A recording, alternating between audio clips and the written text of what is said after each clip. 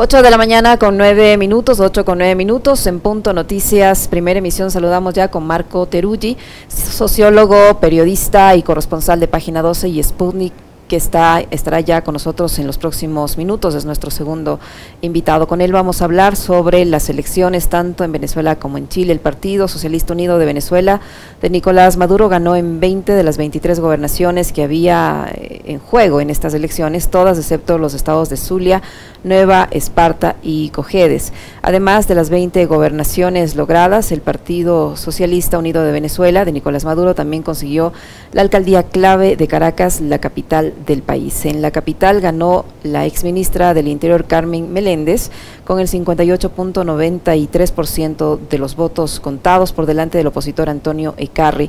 Hay un reconocimiento por parte de un sector de la oposición que dice que es culpa de la oposición haber tenido estos resultados que satisfacen o que favorecen al partido de gobierno, toda vez que hay una evidente división en la oposición venezolana.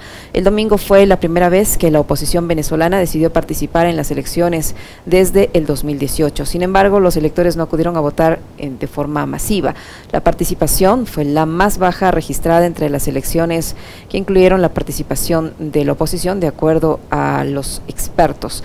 Debilitada y fragmentada en la vuelta de sus principales partidos políticos a las urnas, la oposición solo pudo ganar en 3 estados, como ya lo mencionábamos, incluido Zulia, el más poblado del país. La oposición pagó muy cara su falta de unidad, eso es lo que reconocen los propios voceros de la oposición. Ya lo tenemos a nuestro siguiente invitado. Como les decíamos, está con nosotros el periodista, sociólogo y analista también, señor Teruggi, que ya está acompañándonos vía telemática. ¿Cómo está? Buenos días, bienvenido, gracias por estar con nosotros en Punto Noticias, primera emisión, a Marco Teruggi, sociólogo, periodista y corresponsal de Página 12 y Sputnik.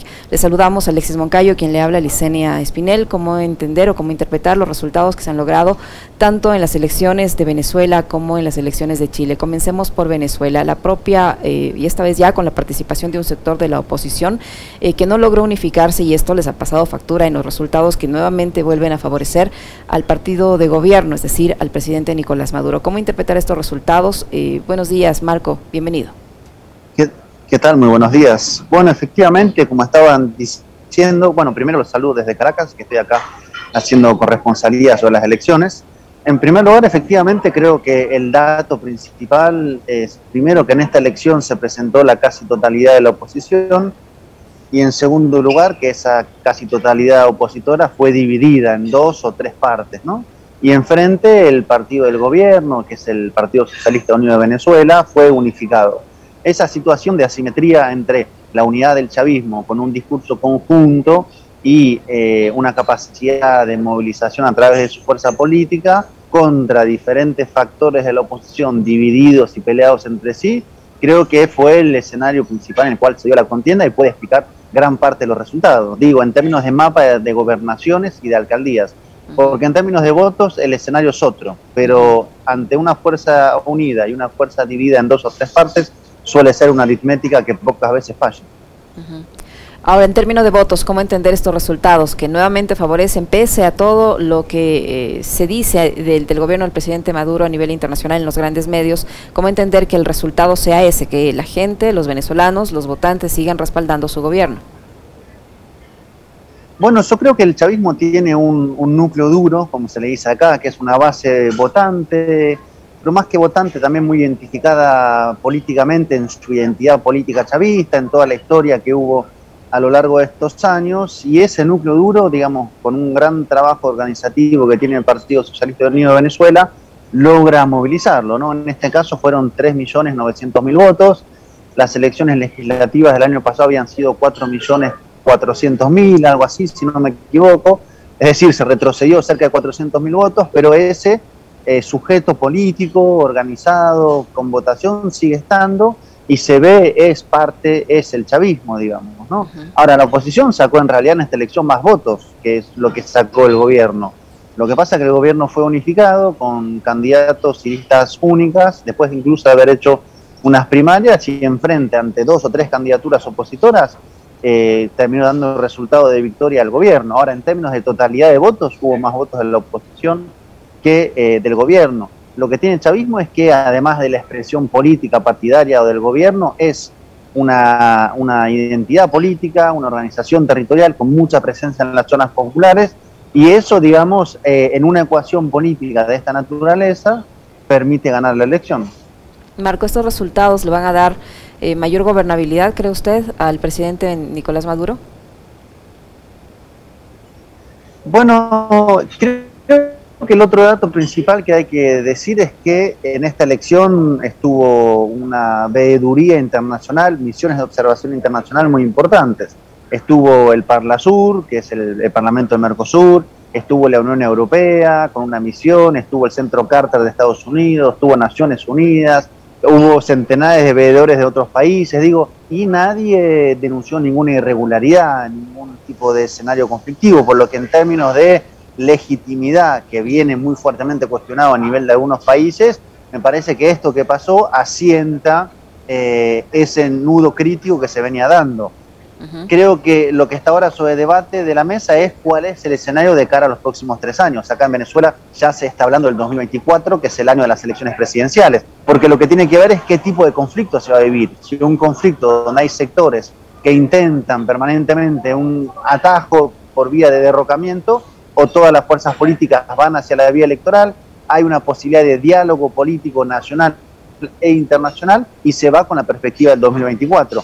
Creo que eso, con la elección, que no hubo incidentes, queda más avanzado. Hay que ver si algún sector de la oposición vuelve a algún tipo de estrategia de otra naturaleza, pero por el momento creo que el dato principal fue eso. Incluso declaraciones de voceros opositores decían se terminó el tiempo de pedir invasión, el tiempo de pedir sanción, hay que ir a las elecciones. Ahora, con estos resultados y con este reconocimiento por parte de la oposición que su falta de unidad le pasó factura en estos comicios, ¿cómo queda la imagen del señor Juan Guaidó? Bueno, el señor Juan Guaidó, primero en términos nacionales, hace mucho tiempo que está reducido a la virtualidad, digamos. Juan Guaidó en la vida cotidiana venezolana, en el mapa político venezolano, envía mensajes por Twitter, digamos, ¿no? Y creo que esto es importante señalarlo, no tiene, digamos, una base social movilizada, ha quedado reducido a una oficina en un centro comercial, digo, es realmente una cuestión sostenida de forma externa, digamos, ¿no? Y ese externo es centralmente Estados Unidos. De hecho, ayer la Casa Blanca ya dijo que lo iban a invitar a lo que llaman la cumbre virtual por la democracia, que se organiza el 10 de diciembre, donde va a estar el presidente Biden y que van a invitar al, entre comillas, gobierno interino. Es decir, siguen dándole un mínimo de oxígeno internacional, pero creo que aunque lo sigan reconociendo, eso no responde a la pregunta de qué hacer con Guaidó, qué hacer con esa estructura que permitió, sí, un nivel, digamos, de robo de activos venezolanos en el extranjero muy claro, empezando por las refinerías en Estados Unidos, pero que en términos políticos no tiene ningún tipo de perspectiva. Me parece que Guaidó es un mecanismo, no es una, digamos, posibilidad política. Puede que lo mantengan como forma de institucionalidad paralela que no existe, pero sigue siendo como una carta sobre la mesa en el conflicto. Ahora, cualquier persona que venga a Venezuela y pregunte por Juan Guaidó, como dice la expresión, ni lo ignoran, digamos, ¿no? Y no lo digo de forma exagerada, es realmente, digamos, yo hago periodismo, hago análisis político, entro a redes sociales a ver qué dice, pero lo que se sabe es que lo que él dice, en primer lugar, no es una decisión propia, es, digamos, él es una correa de transmisión de decisiones externas. ¿Cuál es el reto que debe enfrentar ahora Nicolás Maduro y todos quienes ganaron en esta elección para poder satisfacer las demandas del electorado, no solo de este electorado fuerte que tiene el partido de gobierno, sino de los ciudadanos venezolanos en general? Bueno, el problema principal es la economía, eso me parece que está claro, en términos generales. Después uno podría esbozar otro tipo de problemas, y ahí me parece que hay un escenario complejo, porque hay una economía que retrocedió mucho. Pensemos que el PIB actual es una cuarta parte de lo que era en el 2014, más o menos, que hay un bloqueo económico férreo por parte de Estados Unidos, que es un conjunto de sanciones sobre las áreas neurálgicas de la economía venezolana, y a su vez al interior del país un sector que logra en parte recomponer una capacidad de ingreso, sobre todo clases medias altas, pudientes, pero una gran desigualdad que se vuelve a notar en la geografía social, digamos, ¿no? Eso tiene que ver con que hay que debatir si se crece, cómo se reparte el crecimiento, y también en un Estado que, como todos los servicios son públicos, si ese Estado está bloqueado y su principal fuente de ingreso, que es el petróleo, está reducida, no tiene capacidad de, digamos, reinversión a la magnitud necesaria en los servicios públicos. Pienso en la luz, pienso en el agua, pienso en el sistema de gas, pienso en la gasolina, pienso en el sistema del transporte de metro en Caracas, en las telecomunicaciones, todo eso está en manos del Estado. Y este Estado está disminuido, por lo tanto, todo lo que es los servicios públicos, sobre todo fuera de Caracas, está muy dañado. Si no se resuelve eso, si eso no se puede dar reversiones concretas para la gente, o sea, que se deje de ir la luz, que haya agua todos los días, etcétera, es difícil, digamos, pensar cómo se revierte esta situación y cómo se reconstruye mayoría política, y eso me parece que es lo que espera la mayoría de la gente, digamos. Acá hace falta respuestas concretas. Hay un núcleo duro del chavismo, pero para ampliarlo, para volver a recomponer, me parece que pasa por eso. Sí hay una élite que ya está, digamos, de nuevo establecida de forma muy pública, que vive de forma muy bien y muy notorio. Creo que quien venga a Caracas y tenga una imagen vieja se sorprendería de ver cómo hay todo un circuito muy pudiente de consumo que ha tomado mucha fuerza, cómo hay un sector que está viendo cómo hace para sortear el día a día, pero en este país se consigue todo tipo de productos. Lo que no se está consiguiendo de forma igualitaria, evidentemente, es el acceso al dinero necesario para adquirir los productos. Ahora, con el embargo encima, ¿qué tan posible es lograr concretar este reto de mejorar la economía de un país tan debilitado? Bueno, eso es lo que se está justamente debatiendo en México, lo que la agenda del gobierno principal, cuando va a la mesa de diálogo en México, donde no está Estados Unidos, pero sí está Estados Unidos, es justamente la flexibilización de las sanciones. Eso es lo que pide el gobierno, digamos, a la hora de negociar.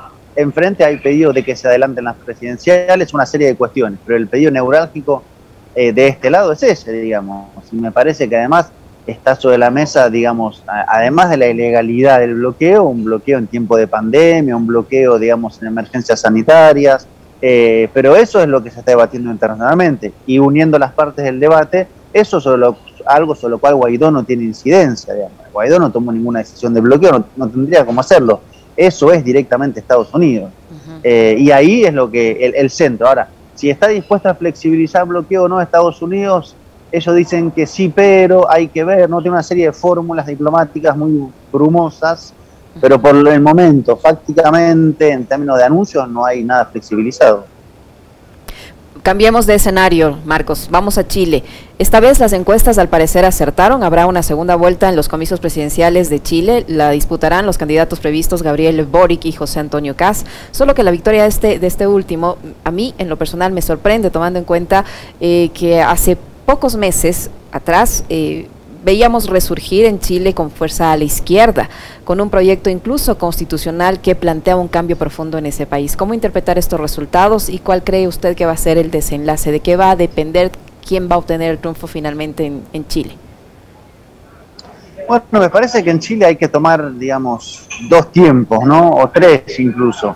El tiempo más largo, que es el tiempo de cómo se configuró la transición política del post-pinochetismo, es decir, el gran sistema bipartidario que mantenía un modelo económico, la crisis de ese sistema bipartidario, ese modelo económico que es el estallido del 2019, y hoy la disputa por ver quién logra capitalizarlo y en este caso acceder al poder presidencial. Y yo creo que ahí hay, desde el 2019, con raíces anteriores, pero centralmente de ese año, una emergencia muy fuerte de lo que se vio en todos lados, me refiero a las pantallas, de grandes movilizaciones, grandes impugnaciones, grandes juventudes, protagonismos populares, que se expresa finalmente desembocando en la figura de Gabriel Boric, que es de centro izquierda, pero a su vez una reacción conservadora muy fuerte, que es la que encabeza Kast, que expresa una reacción conservadora en clave chilena, que tiene que ver con la tradición del pinochetismo, digamos, ¿no? Y por eso se identifican esa corriente política. Son candidatos que no vienen de las principales estructuras de justamente la fórmula post-pinochetista. Boric no viene del Partido Socialista y Kast en este caso no está por la centroderecha clásica, cuyo candidato fue Sichel.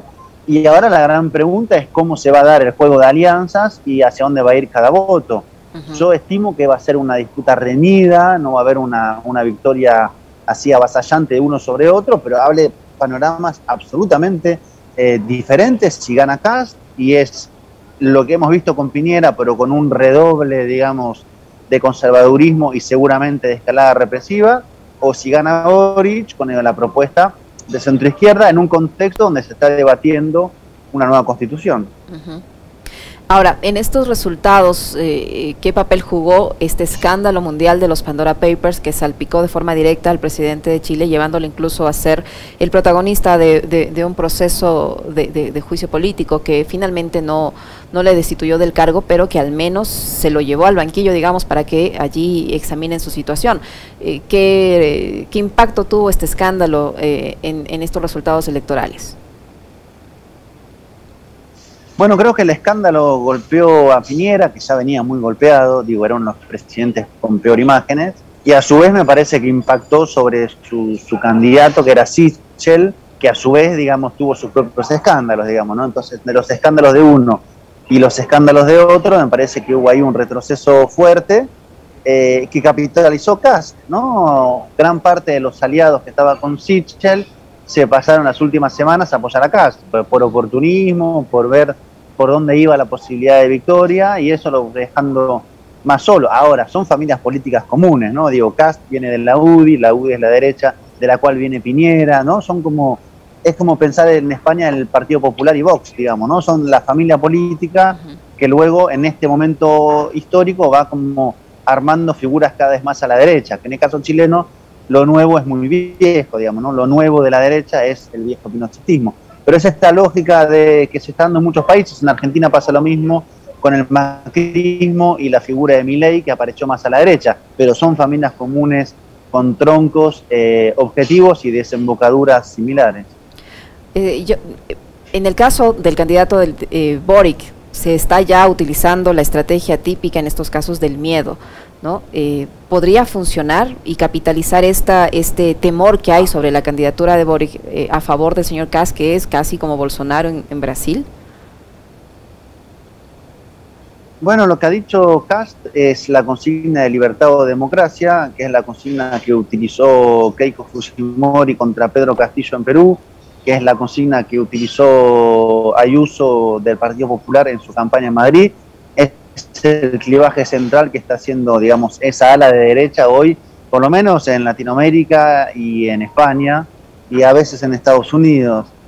Hay que ver si funciona, hay que ver si Boric, además de sumar votos por la propuesta política, logra sumar votos que sean contra el regreso del pinochetismo, digamos, ¿no? Así como Castillo en Perú logró sumar votos del antifujimorismo, que de hecho fue lo que le dio finalmente la victoria.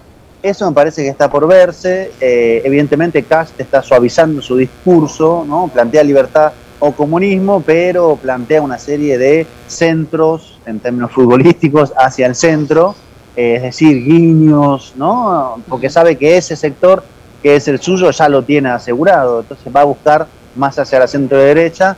Entonces hay que ver, digamos, ¿no? Y su victoria evidentemente tendría un impacto muy negativo porque oxigenaría a toda esta corriente de ultraderecha que está tomando fuerza, y porque en términos latinoamericanos sería, digamos, un país más que estaría. Lo cierto es que como modelos neoliberales 2.0 y alineamiento con Estados Unidos, no hay muchas soluciones posibles a la crisis que estamos viviendo. Uh-huh. No solo se van a escoger dos opciones políticas, sino dos modelos distintos, Marco. ¿Cuáles son estos modelos y qué tan importante es tener claro en qué representa el modelo del señor Boric y qué representa el modelo del señor Kast? El modelo del señor Kast es la continuidad del neoliberalismo en su formato hoy, que tiene un nivel de crisis mucho más alto en lo económico, y en el caso de Chile impugnación muy fuerte, ¿no? Eso es así, él es garante del statu quo cuestionado por las multitudes. Y Boric es una propuesta progresista, de centroizquierda, me parece, de recuperación de la estatalidad, de mayores inversiones en educación, en salud. Hay que ver si se puede desprivatizar algunos sectores, de una política en diálogo con la cuestión medioambiental, con la cuestión de género.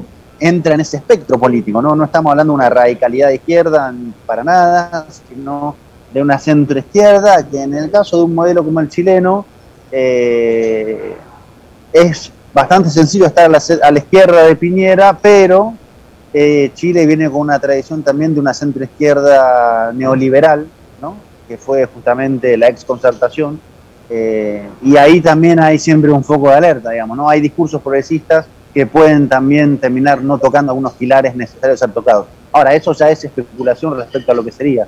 Por lo pronto, me parece que es muy claro que entre Kast y Boric se está jugando un abismo. Claro que sí. Y en este abismo, ¿qué cree usted que va a pasar con el proyecto constitucional? ¿Usted cree que este va a estar influenciado por este resultado? ¿Va a haber algún cambio en cuanto al proceso constitucional que enfrenta Chile por estas elecciones? Bueno, lo que ha dicho la presidenta del proceso constituyente, que no es proceso constituyente como tal, es una comisión, es que gane quien gane, justamente eso no tiene que tener influencia sobre ese proceso. Ahora, está claro que ese proceso de redacción de un nuevo texto constitucional tuvo un gran apoyo, pero a su vez deberá ser refrendado en su texto final. Por lo tanto, habrá un ánimo social, político diferente en caso de una victoria de Kast o en caso de una victoria de Boric. No creo que Kast pueda interferir directamente sobre eso, más allá de que sí puede, digamos, intentar limarlo, reducirlo o desprestigiarlo, una serie de mecanismos, pero me parece que ahí es difícil que pueda como cortocircuitarlo de forma directa.